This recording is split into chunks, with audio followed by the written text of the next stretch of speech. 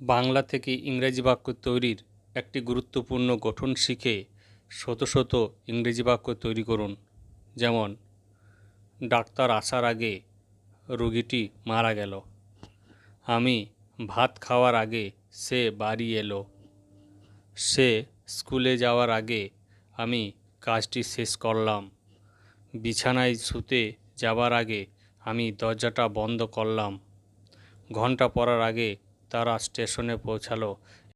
এই ধরনের বাংলা বাক্য আমরা প্রায় বলে থাকি, তবে এদের ইংরেজি কীভাবে করতে হয় এই ভিডিওতে খুব সহজে শিখে নিন। তার আগে এই চ্যানেলে নতুন হয়ে থাকলে চ্যানেলটিকে অবশ্যই সাবস্ক্রাইব করে রাখুন।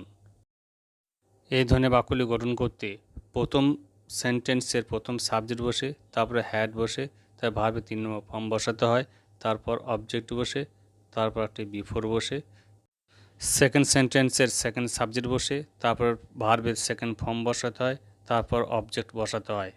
ভালোভাবে বোঝার জন্য কিছু উদাহরণ দেখে নিন। যেমন, ডাক্তার আসার আগে রোগীটি মারা গেল। The patient had died before the doctor came. আমি ভাত খাওয়ার আগে সে বাড়ি এলো।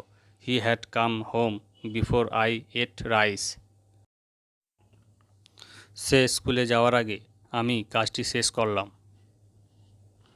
I had completed the work before he went to school. বিছানায় শুতে যাওয়ার আগে আমি দরজাটা বন্ধ করলাম। I had shut the door before I got into bed. ঘন্টা পড়ার আগে তারা স্টেশনে পৌঁছালো। এটার ইংরেজি আপনারা কমেন্টসে করুন।